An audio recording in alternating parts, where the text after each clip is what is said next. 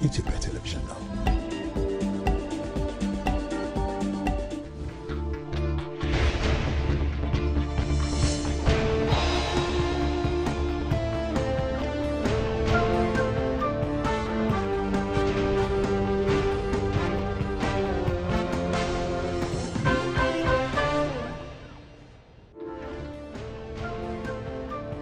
አርእስተ ዜና የአማራ ክልል ሰላም ካውንስል በታጠቁ ኃይሎችና በመንግስት መካከል የተፈጠረው የሐሳብ ልዩነት በውይይት እንዲፈታ በክልሉ እያደረገ ያለውን ጥረት አጠናክሮ መቀጠሉን አስታወቀም።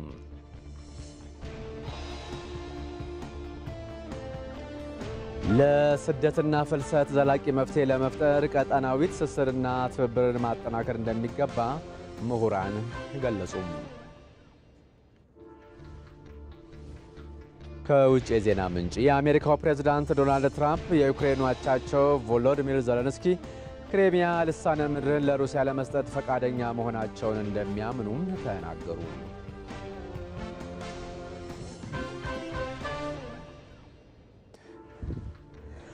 እንደምን አምሽታችኋል። የሚያዝያ 20 ቀን 2017 ዓ.ም የምሽቱን የቲቪ ዜና 57 ይዘን ቀርበናል። እስከ ምሽቱ 3 ሰዓት ድረስ በ3 ምዕራፍ ከፋፍለን በቀጥታ ወደ እናንተ የምናደርስ ይሆናል። ምርጫችሁን የኢትዮጵያ ቴሌቪዥን ስላደረጋችሁ እናመሰግናለን። ከኛ ጋር ሆኑ።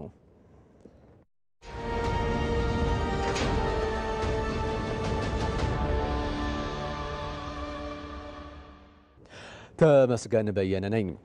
በአካባቢው ዘላቂ ሰላምን ለማጽናት የበኩላቸው ሚና እንደሚወጡ በአማራ ክልል የአዊ ብሔረሰብ አስተዳደር ዞን ወጣቶች ተናገሩ።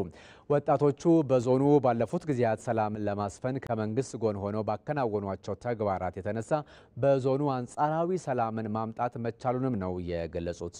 ራሔል ፍሬው ነች ያነጋገረቻቸው። ወጣቱ ብዙ መስዋዕት ይከፈላል። በተለይ አመራሩ መስዋዕት ከፍሏል።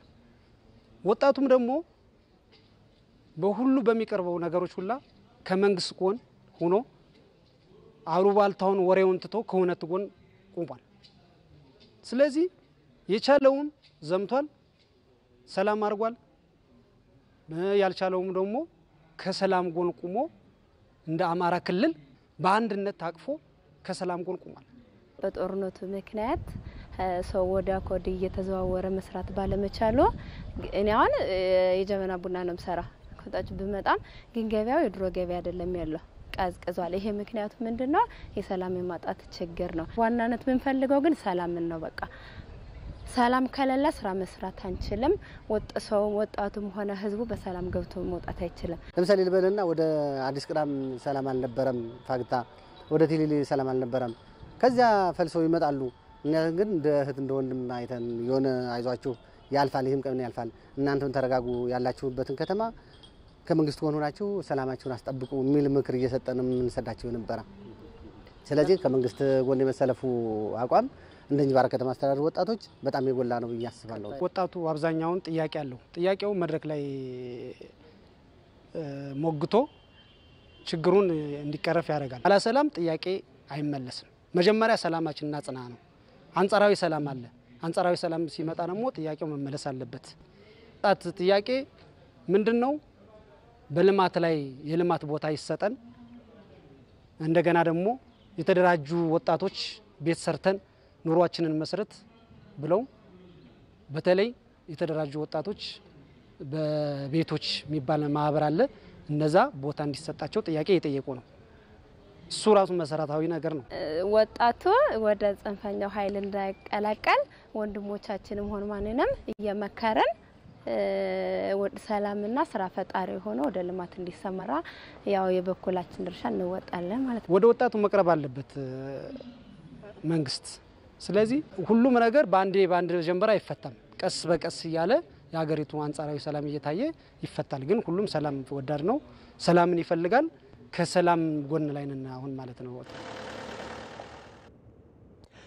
በኦሮሚያ ክልል አገልግሎቶችን ዲጂታል እና አዳዲስ ቴክኖሎጂዎችን ተግባራዊ ማድረግ ላይ ትኩረት መሰጠቱ ተዘገበ።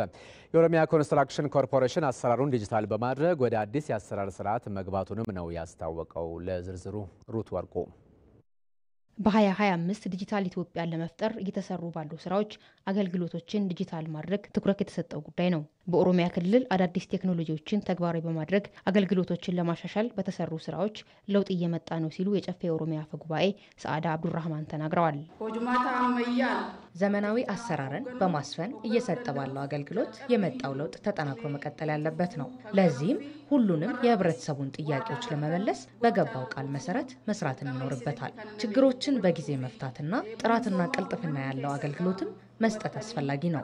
ቀልጣፋ አገልግሎት ለመስጠት ተቋማት አሰራራቸውን ዲጂታላይዝ እንዲያደርጉ እየተሰራ መሆኑን የኦሮሚያ ክልል ምክትል ፕሬዝዳንት አወሉ አብዲ ተናግረዋል። አገልግሎቶቻችንን ቀልጣፋና ተደራሽ ለማድረግ በቴክኖሎጂ ታግዘን እየሰራን ያለነው ስራ ተጠናክሮ መቀጠል አለበት።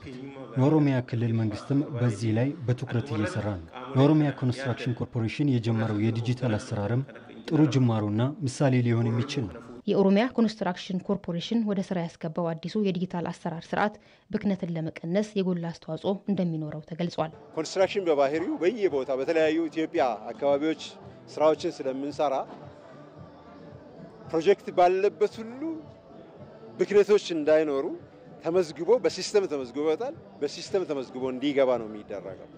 ያ ከገባ እያንዳንዱ ሲስተም ማን ምን እንዳወጣ ኦንላይን ታያለች ማለት ነው። ማን ምን እንዳወጣ የወጣው ምን ስራ ላይ እንደዋለ የት ስራ ላይ እንደዋለ ኦንላይን ቢሮ ቁጭ ብለሽ እያንዳንዱ ፕሮጀክት ላይ ያለውን የማየት እድል ይኖረዋል ማለት ነው። እያንዳንዱ ሰውና ብክነትን የታይም ብክነት፣ የገንዘብ ብክነት፣ የማቴሪያል ብክነትን በደንብ ይቀንሳል ማለት ነው። የዲጂታል አሰራሩ ሰራተኞችን በቀላሉ መቆጣጠር የሚያስችልና ድካምና እንግልትን የሚያስቀር መሆኑን ባለሙያዎች ይገልጻሉ። የሁሉንም የኦሲሲን ስራዎች በሙሉ አንድ ቋት ውስጥ ስለምናገኝ አንድ ቦታ ላይ ለማኔጅመንቱ ውሳኔ ለመወሰን በቀላሉ መወሰን ይችላል ማለት ነው። ምክንያቱም ዳታዎቹን በአንድ ቦታ በአንድ ጊዜ በሰከንድ በማይሞላ ጊዜ ውስጥ ዳታውን ማግኘት ስለሚችል በቀላሉ ውሳኔ መስጠት ይችላል ማለት ነው። ሌላኛው ጥቅሙ ኮስት ይቀንስልናል። ያውን ማንፓወራችን በብዛት ብዙ ሞጁሎች ላይ ሰው በማኑዋል ስንሰራ ብዙ ሰዎችን አሰማርተን ነው የምንሰራው። ይሄ ሲሆን ግን ጥቂት ሰዎች ቁጭ ብሎ ሪፖርቱን አናላይዝ አድርጎ ሲስተሙን ራሱ አናላይዝ ስለሚያደርግ ሪፖርቱን በቀላሉ ማቅረብ ይችላሉ ማለት ነው። የኦሮሚያ ኮንስትራክሽን ኮርፖሬሽን አሰራሩን ዲጂታል ለማድረግ ኢንተርፕራይዝ ሪስፖንስ ፕላኒንግ የተባለውን አሰራር አስመርቋል።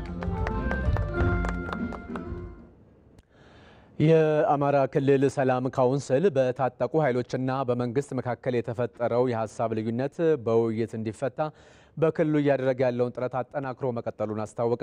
የሰላም ካውንስሉ ሰብሳቢ ያየህዳድ በለጠ ከኢቲቪ ጋር ባደረጉት ቆይታ በአማራ ክልል በግጭቱ ምክንያት ተጎጂ የሆነ ያለው ማህበረሰብ ለመታደግ ሁለቱም ኃይሎች ከአሸናፊነት ስሜት ወጥተው ወደ ድርድር እንዲመጡም ነው ጥሪ ያቀረቡት። ያነጋገራቸው ሳሙኤል ወርቃየው ነው። በአማራ ክልል ታጥቀው የሚንቀሳቀሱ ኃይሎችና በመንግስት መካከል አለመግባባቶችን በድርድርና በውይይት ለመፍታት ያመች ዘንድ የአማራ ክልል የሰላም ካውንስል እንግዲህ ከተቋቋመ ሰነባብቷል። ለመሆኑ ይህ ካውንስል ከተቋቋመ ጀምሮ ምን ተግባራትን አከናወነ፣ የተገኙ ተጨባጭ ለውጦችስ ምንድናቸው የሚለውን ማብራሪያ ሊሰጡን የካውንስሉ ሰብሳቢ አቶ ያየህ ይራድ በለጠ ከዚህ ካጠገባችን ይገኛሉ። አቶ ያየህ ይራድ ለቃለ መጠይቆ ፈቃደኛ ሆነው እዚህ ድረስ ስለመጡ እጅግ አድርገን እናመሰግናለን። ይህ ካውንስል ከተቋቋመ ጊዜያት ተቆጥረዋልና በክልሉ ያከናወናቸው ተግባራት ምንድናቸው? በሁለቱም ወገኖች ላይ የራሳቸው ያለመተማመን ሁኔታዎች ስለነበሩ እነዚህ ያለመተማመኖች ደግሞ ሊፈጥሩት የሚችለው ነገር ለመተማመን በሚያመች ሁኔታ ላይ ነገሮችን ለማቆም ኢንተርናሽናል ኮሚኒቲው ጭምር እንዲሳተፍበት ለማድረግ ጥረት ተደርጓል። ሁለቱንም ኃይሎች የማግባባት ስራ እንዲፈጠር ለማድረግ የበኩላችን ሙከራ አድርገናል። ሁለቱም ወገኖች በሚፈልጉበት ቦታ በሚፈልጉት አደራዳሪ የራሳቸውን ማኒፌስቶ ጥያቄዎች አዘጋጅተው ተወያይተው ተነጋግረው የአማራን ሕዝብ ከደረሰበት ሰቆቃ እንዲያላቀቁ ችግሩን እንዲፈቱ ጥሪ ያደረግን። የሕዝቡን ጥያቄ ይሄ ስለሆነ ወደ ንግግር ይምጡልን፣ ወደ ውይይት ይምጡልን፣ አንድ ይሁኑልን የሚል ነገር ስለነበር አንድ ሆነው ጥያቄውን እንዲመልሱ ተደጋጋሚ ጥሪ አድርገናል። ለነዚህ ለታጠቁ ኃይሎች ጥሪ ከማቅረብ በተጨማሪስ የታጠቁ ኃይሎችን አግኝታችሁ ምናልባት ካውንስሉ አግኝቶ ወደ ድርድር ወይም ደግሞ ወደ ውይይት የሚመጡበትን መንገድ የማመቻቸት ስራዎች ተሰርተዋል ወይ ባለፉት ጊዜያት? ዞሮ በትግል ችግሩ ማይፈታ መሆኑን ነገር ግን በውይይት የሚፈታ መሆኑን የአማራ ክልል የሰላም ካውንስል ይህንን ገልጻ ካደረገ በኋላ ችግሩ የሚፈታው በትጥቅ አይደለም በጦርነት አይደለም የሚል ጥሪ ስላቀረበ ይህንን ተቀብለው ወደ ድርድር ለመምጣት የሚያደርጉትን ነገር አንድነት ነው የሚያስፈልገው። በተናጠል አይደለም። አንድ ቼን ኦፍ ኮማንድ ፈጥረው በዛ መንገድ ውስጥ በበሰለ ሁኔታ የአማራን ሕዝብ ጥያቄ እንዲመለስ ከማድረግ አንጻር እንዲጓዙ ያደረግነው ድካም አለ። ይሄን ድካም ተከትሎ ያው እነሱም በአደረጃጀት ዙሪያ እንደሆኑ ይገልጹልናል። ችግሩን ለመፍታትም እየሄዱበት ያለው መንገድ ይሄ ብቻ መሆኑን የተረዱት ስለሚመስለን በዚህ መንገድ ቀጣዩን ያው ወደ ድርድር የሚያደርጉትን ጉዞ ለመደራጀት እየሄዱ እንዳለን እንሰማለን እናውቃለንም። አሁኑ ሰዓትም ድርድር ለማድረግ በእነሱ በኩል በአደረጃጀት ደረጃ እየሄዱበት ያለውን ጉዳይ እንደቀጠሉበት ነው የምናየው። ካውንስሉ ከተቋቋመለት ዓላማ አንጻር ግቦችን ከማሳካትና ምናልባት ይህ ነገር በድርድር የሚቋጭበትን መንገድ ከማፈላለግ አኳያ እንዲው ለወደፊቱ ምን እንጠብቅ የሚለውን እናንሳ። እስከ መጨረሻው ድረስ ይሄ ሰላም እስከሚመጣ ችግሮች እስከሚፈቱ ሁለቱም ወገኖች ተቀራርበው የአማራ ክልል ሕዝብ እፎይ እስከሚል የጀመርነው ጅማሮ ዳር እንዲደርስና ውጤታማ እንዲሆን ከማድረግ አኳያ እንንቀሳቀሳለን፣ ገፍተን እንሄድበታለን። ውጤቱም ያማረ ይሆናል ብለን እንጠብቃለን። ይሄንን ደግሞ ሁለቱም ኃይሎች እንዲተባበሩ አሁንም ደጋግመን ጥሪ እናደርጋለን። ሁለቱም ኃይሎች ከዚህ ካለባቸው የለህኝነትና ካላባቸው አንዳንድ እኔ ያሸንፋለሁ ከሚል ሁኔታ ወጥተው የአማራን ክልል ሕዝብ ችግር ግምት ውስጥ አስገብተው ወደ ድርድርና ንግግር እንዲመጡ አሁንም ደጋግሜ ጥሬን አቀርባለሁ። በአማራ ክልል የሰላም ካውንስል ሰብሳቢ አቶ ያየሂራድ በለጠ እዚህ ተገኝተው ለሰጡን ማብራሪያ እጅግ አድርገን እናመሰግናለን። መልካም ጊዜ ይሁንልዎት። አለመግባባቶችን ለመፍታት ከትጥቅ ትግል ይልቅ ውይይትና ንግግርን ሁነኛ መፍትሄ አድርጎ መውሰድ እንደሚገባ ተጠቆመ።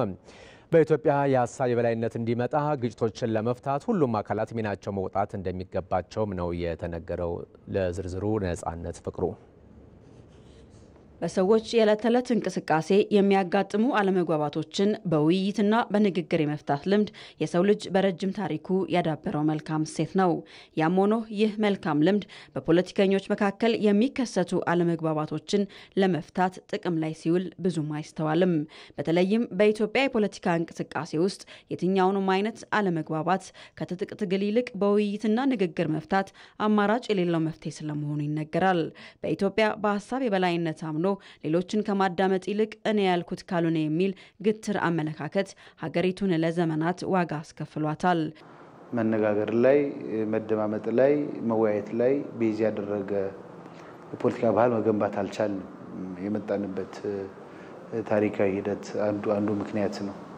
ሌላው እንግዲህ እንደ ሀገር ሰፊ ሀገር ነች ኢትዮጵያ። ብዙ ሪሶርስ በውስጧ አለ። ይህን ሪሶርስ ተጠቅመን ማደግ የሚጠበቅበትን ያክል ማደግ አልቻልንም። የኢኮኖሚክ እድገቷ ለብዙ ዓመታት ተገቶ ያለበት ሂደት አለ። ይህም ከጦርነት ጋር የተያያዘ ነው። ብዙም ጊዜ በግጭት በጦርነት ስልጣን ለመያዝ የሚደረጉ እንቅስቃሴዎች አሉ። ስለዚህ ትግል ኢትዮጵያን የሚጎዳ እንጂ የሚጠቅም አይደለም። የዜጎቹ መታመም፣ የዜጎቹ ሰላም እጦት፣ የዜጎቹ ሰላም ወጥቶ በሰላም ያለ መግባት ህመም ነው። ኦልሬዲ ድምር ውጤቱ የሀገር ህመም ነው። ወገኔን ከወገን ጋር ተዋግተሽ፣ ወገኔን ከወንድም ጋር ተዋግተሽ ተገዳድለሽ የምናመጣው ውጤት እስካሁን ድረስ ቫልዩሌስ ነው ኦር 0 ዲግሪ ነው። ስለዚህ በዚህ ልክ አዋጭም አይደለም፣ አስፈላጊ አይደለም። ከትጥቅ ትግል ይልቅ የሀሳብ ትግል ያስፈልጋል። የሀሳብ ጦርነት ያስፈልጋል። የሀሳብ ፍጭት ያስፈልጋል። ወደ ትጥቅ ትግል የሚያስገቡ ገፊ ምክንያቶች ቢኖሩ እንኳን ግጭትና ጦርነትን አማራጭ ማድረግ አስፈላጊ አይደለም የሚሉት የኢትዮጵያ የፖለቲካ ፓርቲዎች የጋራ ምክር ቤት ሰብሳቢ ሰለሞን አየለና የቦሮ ዲሞክራሲያዊ ፓርቲ የውጭና የዓለም አቀፍ ጉዳዮች ዘርፍ ኃላፊ መብራቱ አለሙ ለዚህ ደግሞ ሁሉም ባለድርሻ አካላት ኃላፊነታቸውን መወጣት እንዳለባቸው ይጠቁማሉ። ዜጎች ልማታቸው ላይ እንዲያተኩሩ፣ ስራ ላይ እንዲያተኩሩ፣ ተወዳዳሪም እንዲትሆኚ እንደ ሀገር ተወዳዳሪ ለመሆን እንደ ግለሰብ ተወዳዳሪ መሆን ያስፈልጋል። የግለሰብ ድምር ውጤት ነው ቡድን። ስለዚህ እነዚህ ስራዎች ላይ አተኩሮ ማህበረሰቡ እንዲሰራ የፖለቲካ ፓርቲዎች ሚና ይጎላ ነው። መንግስት ደግሞ ያላለሰለሰ ጥረት ማድረግ መቻል አለበት። መንግስት ወደ ሰፊና ትከሻው ጭምር መስፋት አለበት። አስፍቶ ማሰብ ያስፈልጋል።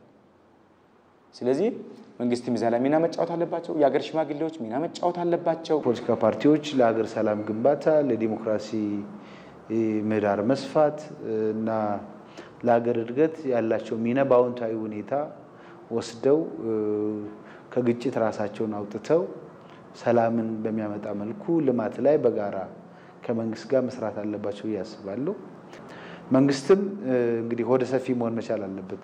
ሐሳብ ላይ ሐሳብ መፈራት የለበትም። ማንኛውም ሐሳብ ቀርቦ በዛ ሐሳብ ላይ ውይይትና ንግግር ማድረግ ብቻል ትልቅ ለውጥ ማምጣት ይቻላል።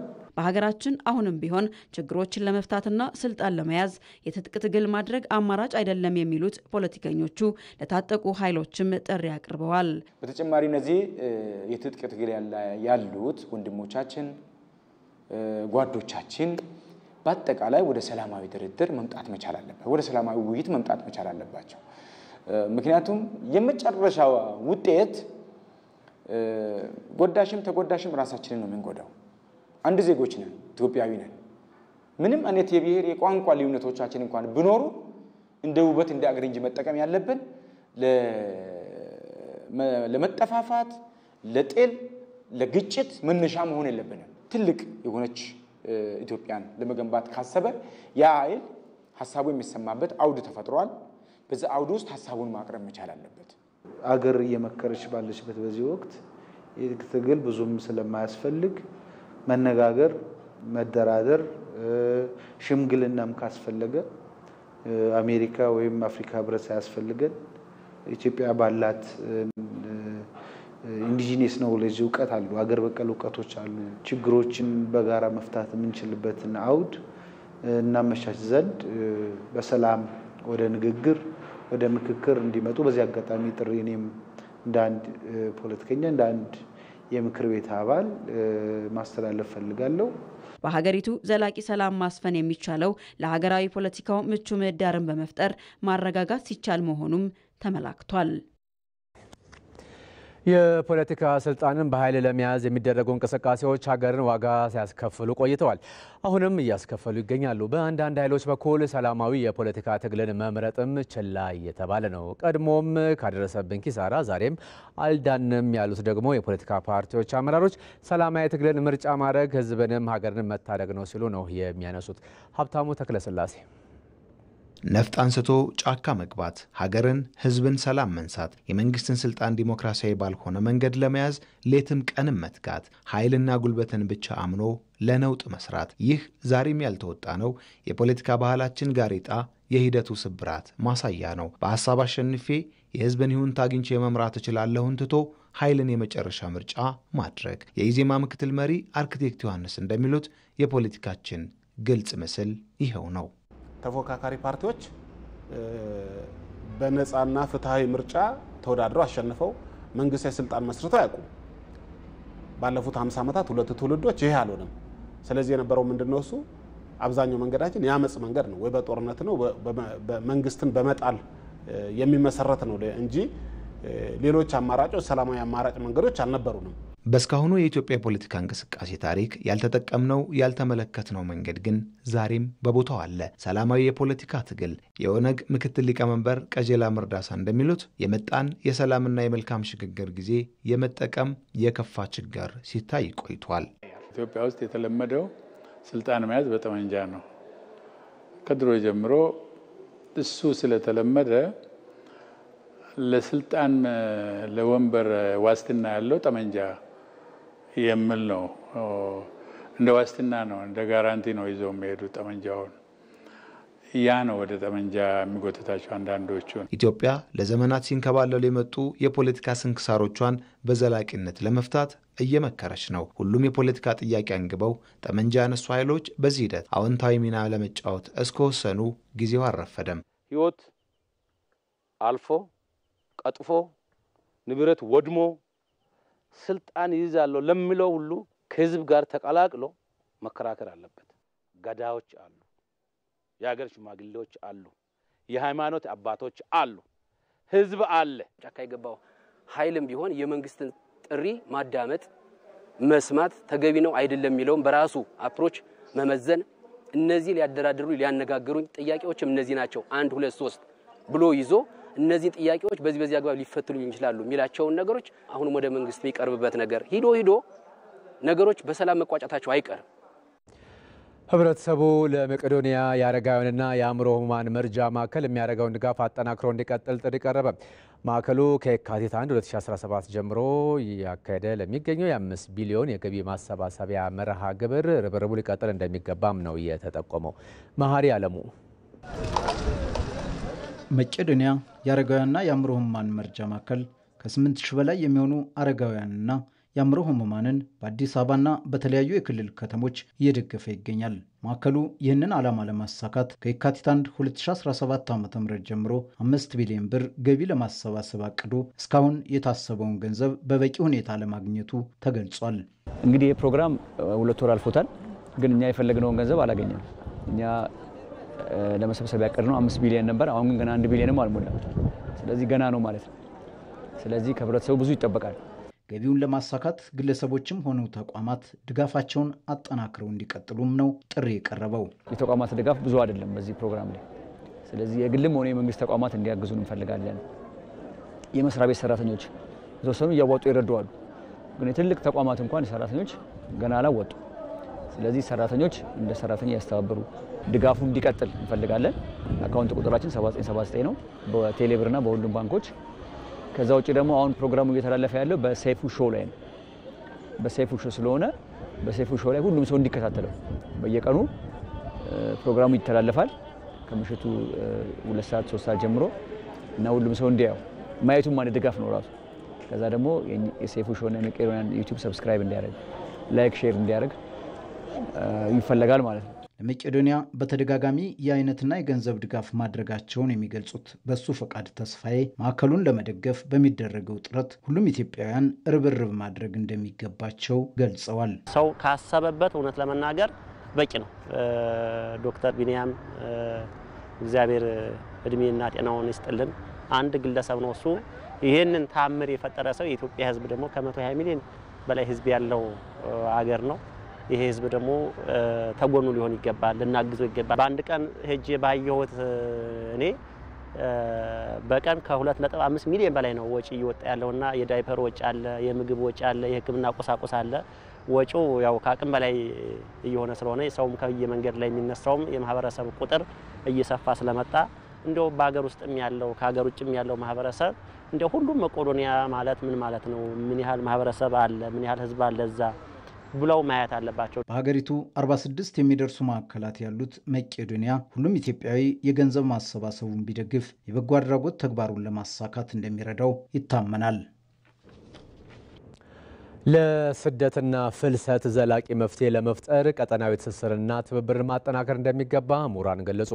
የአዲስ አበባ ዩኒቨርሲቲ የስደትና ፍልሰት ጥናት ማዕከል ከዓለም አቀፉ ቀጠናዊ ዘላቂ መፍትሄ ሴክሬታሪያት ተቋም ጋር በመተባበር በግዳጅ ስደትና ፍልሰት ላይ ዓለም አቀፍ ጉባኤ አካሂደዋል። በቀለ ተመስገን ተከታትሎታል። የአዲስ አበባ ዩኒቨርሲቲ የስደትና ፍልሰት ጥናት ማዕከል ከዓለም አቀፉ ቀጠናዊ ዘላቂ መፍትሄ ሴክሬታሪያት ተቋም ጋር በመተባበር በግዳጅ ስደትና ፍልሰት በደቡባዊው ዓለም እይታ በፖሊሲ በምርምርና ትግበራ ሲቃኝ በሚል መሪ ቃል ዓለም አቀፍ ጉባኤ አካሂደዋል። በጉባኤው ላይ በዘርፉ የተሰማሩ ምሁራን በስደትና ፍልሰት ዙሪያ ጥናታዊ ጽሑፎችን አቅርበዋል። በአዲስ አበባ ዩኒቨርሲቲ የስነ ልቦና መምህር የሆኑት ዶክተር አበራ ጥበቡ ጉባኤው ከሰሜናዊው ዓለም ከሚመጣው እውቀት በተጨማሪ የደቡባዊው ዓለም እውቀት እንደሚያስፈልግ ተናግረዋል። የዚህ ኮንፈረንስ ዋና ዓላማ ከፎርስድ ዲስፕሌስመንት ጋር ወይም አስገዳጅ ፍልሰት ጋር በተገናኘ እስካሁን ድረስ ያለው ሰሜናዊ ዋልታ ላይ የሚመጡ እውቀቶች ናቸው የሚመሩን ስራዎቻችን፣ ፖሊሲዎቻችን፣ ሪሰርቾቻችን።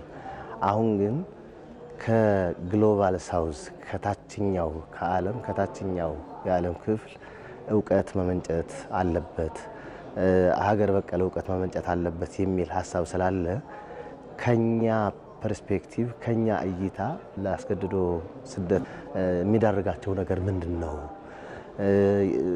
በምን መንገድ ማኔጅ ማድረግ ይቻላል? ማስተዳደር ይቻላል?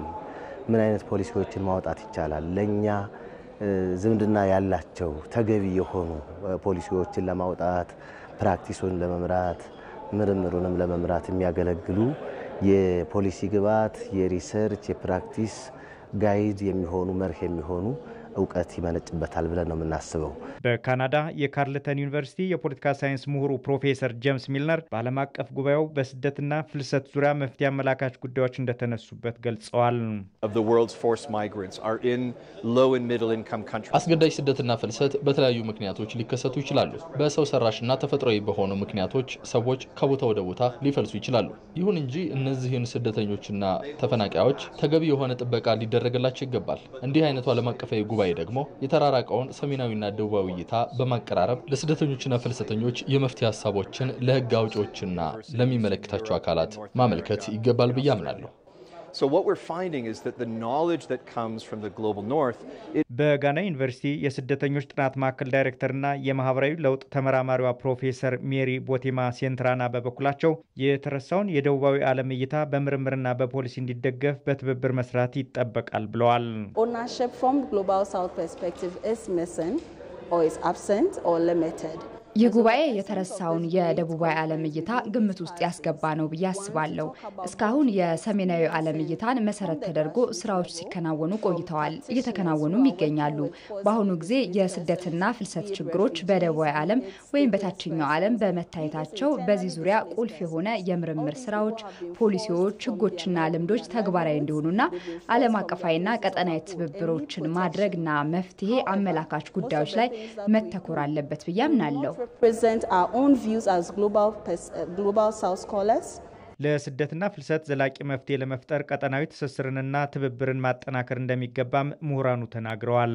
በጉባኤው ላይ ከካናዳ፣ ከምስራቅ አፍሪካ፣ ከ19 የኢትዮጵያ ዩኒቨርሲቲዎች የዘርፉ ምሁራን፣ ዓለም አቀፍ ተቋማት፣ የልማት አጋሮችና ፖሊሲ አውጪዎች ተሳትፈዋል።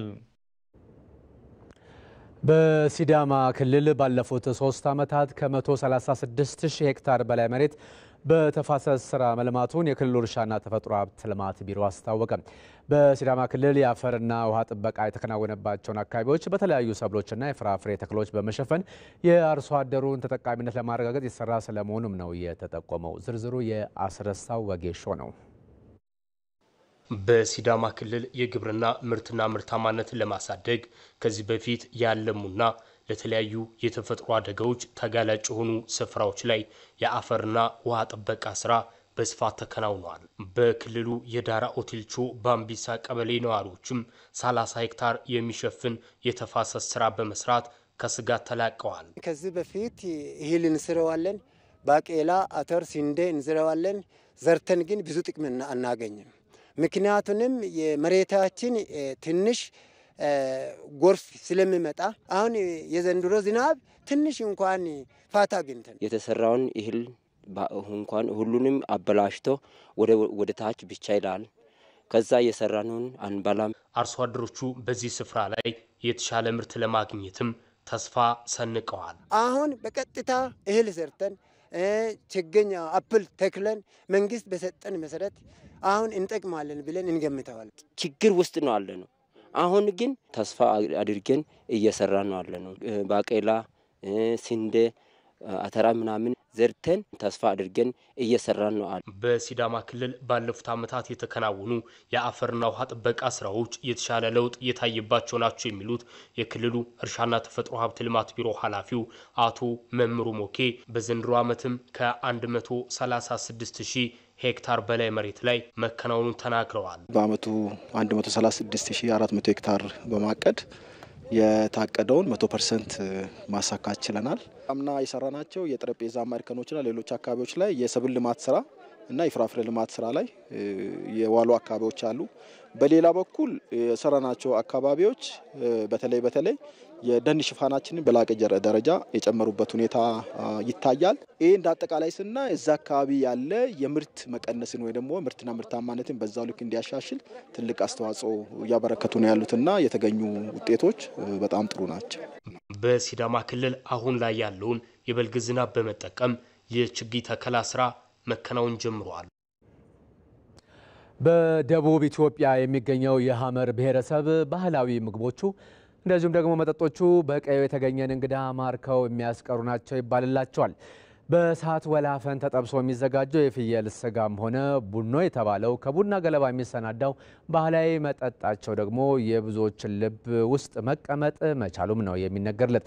ወንደሰን አፈወርቅ ታዲያ ወደ ሐመር ተጉዞ እኛንም በሀሳብ ወስዶን ባህላዊ ምግብና መጠጣቸውን ያስቃኘናል። አብረን እንከታተል። በደቡብ ኢትዮጵያ ከሚገኙ ብሔረሰቦች መካከል አንዱ የሆነው የሐመር ብሔረሰብ በኢቫንጋዲ ባህላዊ ጭፈራው የብዙዎችን ቀልብ ይስባል። በብሔረሰቡ አባላት የሚዘጋጁ የተለያዩ ባህላዊ መጠጦችና ምግቦችም ልዩ ጣዕም አላቸው። ከምሽቱ 1 ሰዓት ገደማ ነው የምንገኘው ደግሞ በሐመር ወረዳ ዲመካ ከተማ አቅራቢያ በሚገኝ መንደር ውስጥ ነው። በዚህ መንደር የተገኘ ነው ሐመር ባህላዊ ምግብን ወደ እናንተ ለማድረስ ነው። እንግዲህ የሐመር ባህላዊ ምግብን ትተዋወቃላችሁ። ከዛ በተጨማሪነት ሌሎች ስለ ሐመር ማወቅ ያለባችሁን ተጨማሪ ጉዳዮች ደግሞ እየነገርናችሁ ነው ቆይታ የምናደርገው። አብረን እንግባ።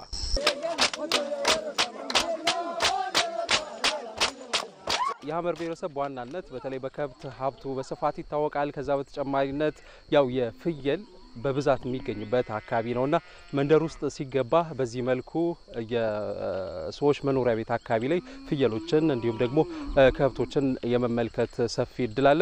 ያንን እየተመለከትን ነው እንግዲህ ወደ መንደሩ ወደ ዝግጅቱ ቦታ እየገባን ያለነው።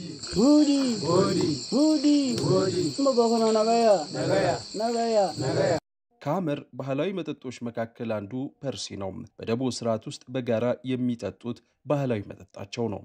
ፐርሲ ማለት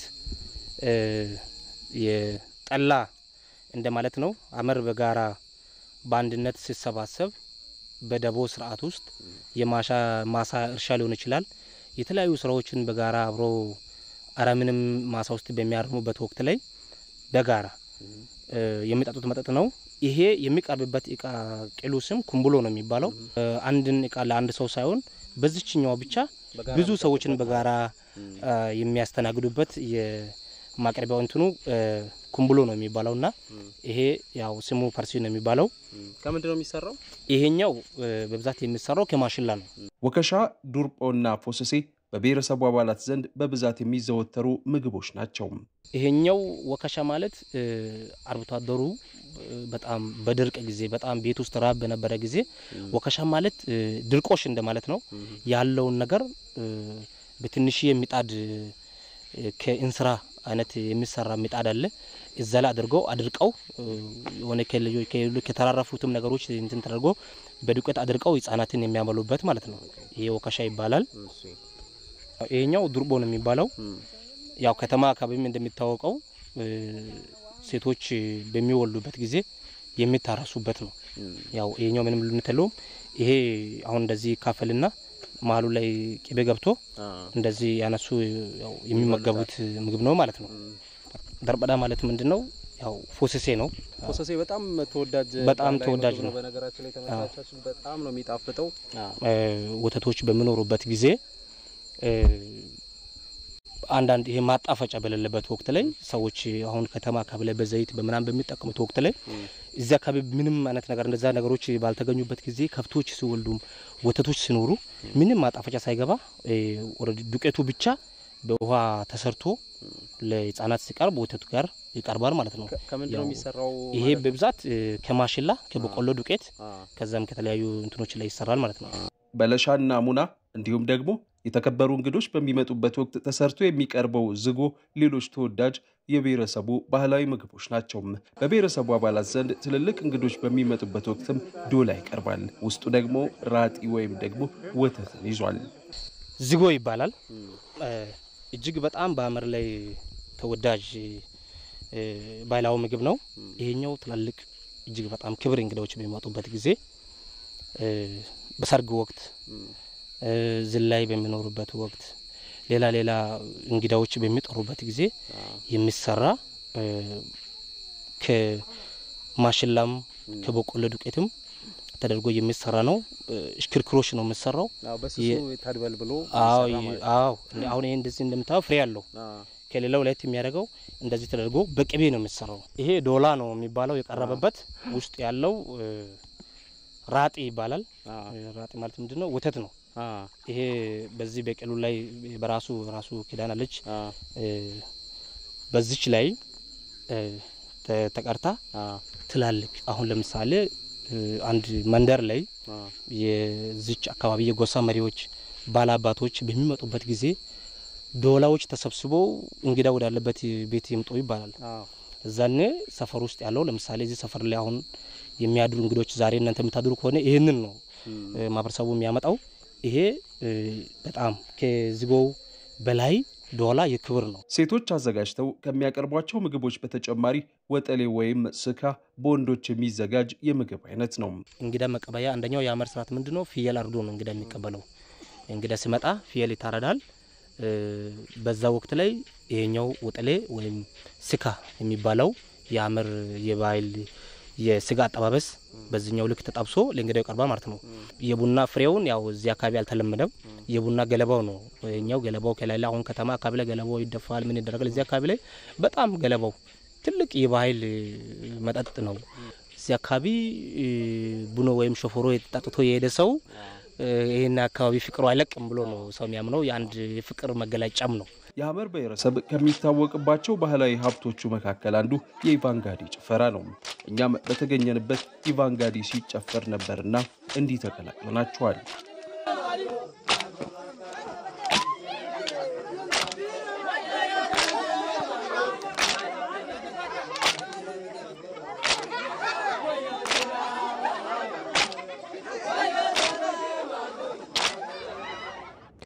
የውጭ ዜና የአሜሪካው ፕሬዝዳንት ዶናልድ ትራምፕ የዩክሬኑ አቻቸው ቮሎዲሚር ዜሌንስኪ ክሬሚያ ልሳነ ምድርን ለሩሲያ ለመስጠት ፈቃደኛ መሆናቸውን እንደሚያምኑ ተናግረዋል።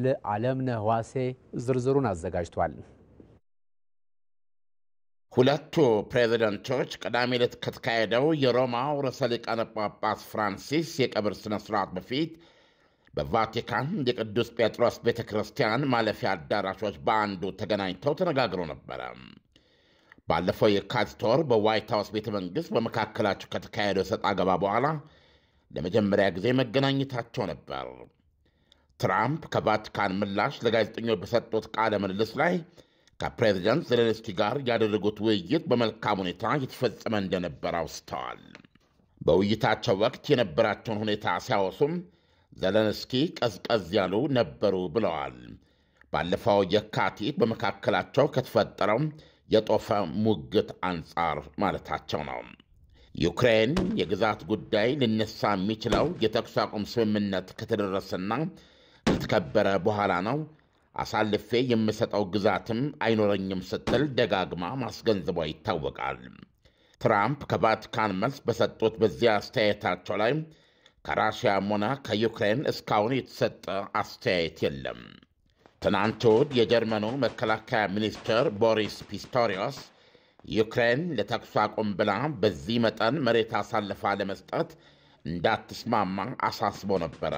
መከላከያው ኤአርዲ በተባለው የአገሪቱ ቴሌቪዥን በሰጡት መግለጫ ኪየቭ የአሜሪካው ፕሬዝደንት ዶናልድ ትራምፕ ሐሳብን ሙሉ በሙሉ ከመቀበል እንዳትሄድ በማሳሰብ ውጤቱ እጅ መስጠት ወይም ምርኮ ይሆናል ብለዋል። ቢሆንም ዩክሬን የተኩስ አቁም ስምምነት ለመድረስ የተወሰነ ግዛት ልትተው እንደሚገባት ግን ትገነዘባለች ብለዋል። ያ ማለት ግን አሁን ፕሬዚደንት ዶናልድ ትራምፕ እንዲሆን የጠየቁትን ሁሉ እሺ ማለት ሊሆን አይችልም ብለዋል። የፕሬዚደንት ትራምፕ የሰላም ሐሳብ ዩክሬን ራሽያ በ2014 ወደ ራሷ ያካለለችውን የደቡብ ዩክሬን የግዛት አካል የነበረውን ክሬሚያ ልሳነ ምድር በራሽያ ግዛትነት እንድታውቅና ከ2022 ፌብርዋሪ 24 በኢትዮጵያ የካቲት 17 2014 ጦርነት በኋላ ራሽያ በኬርሶን፣ በዛፖሪዥያ፣ በዶነትስክና በሉሃንስክ የተቆጣጠረቻቸውን ግዛቶች እንደ ሞስኮ ግዛት ቆጥራ እንድትተው ይጠይቃል። አዲሱ ድንበራቸውም ጦርነቱ የሚቆምበትን የ1000 ኪሎ ሜትር የጦር ግንባር ተከትሎም ወታደሮቻቸው በሚገኙበት የመጨረሻ ይዞታ ላይ እንዲሰመር ይጠይቃል። ራሽያ በአራቱ ግዛቶች የተቆጣጠረችው መሬት የጠቅላላ ዩክሬን ቆዳ ስፋትን 20 በመቶ ያክል ነው። ትራምፕ ከዚያ አንጻር የሰላም ሐሳባቸው አብዛኛው ነጥቦች በሁለቱም ወገኖች ስምምነት የተደረሰባቸው መሆኑን ይናገራሉ። ሮይተርስ የተመለከተው የአውሮፓና የዩክሬን አማራጭ የሰላም ሐሳብ ተዋጊዎቹ ሀገራት የተያዙትን የዩክሬን ግዛቶች በተመለከተ ምን ማድረግ አለባቸው የሚለውን ነጥብ መነጋገር የሚችሉት ከተኩስ አቁም ስምምነቱ ተግባራዊነት በኋላ መሆን አለበት ይላል። የአሜሪካ ሐሳብ የዩክሬንን የኔቶ አባልነት ጥያቄ ውድቅ ያደርጋል። የዩክሬንን የደህንነት ዋስትናዎችን በተመለከተ ደግሞ ያለ አሜሪካ ተሳትፎ እንግሊዝና ፈረንሳይ መር የፈቃደኛ አገሮች ቅንጅት እንዲወጣው ይተዋል። ይህ በእንዲህ እንዳለ ግን አውሮፓውያን ከተኩስ አቁሙ ስምምነት በኋላ ዩክሬን ዳግም ለራሽያ ጥቃት እንዳትጋለጥ አሜሪካ የኔቶ አይነት ከዩክሬን ጋር አብሮ የመዋጋት የብረት ጓንት የሆኑ ዋስትናዎች እንድትሰጥ ይፈልጋሉ። ምሽት 12 ሰዓት ላይ የጀመረው የቲቪ ዜና 57 በ3 ምዕራፎች ተከፋፍሎ እስከ ምሽቱ 3 ሰዓት ይዘልቃል። ምዕራፍ 1ን እዚህ ጋር ገታ እናደርጋለን። አብራችሁን ስለምትሆኑ እናመሰግናለን። ምዕራፍ 2 1 ሰዓት ይቀጥላል። ተመስገን በየነ ነኝ። 1 ሰዓት ላይ እንገናኝ።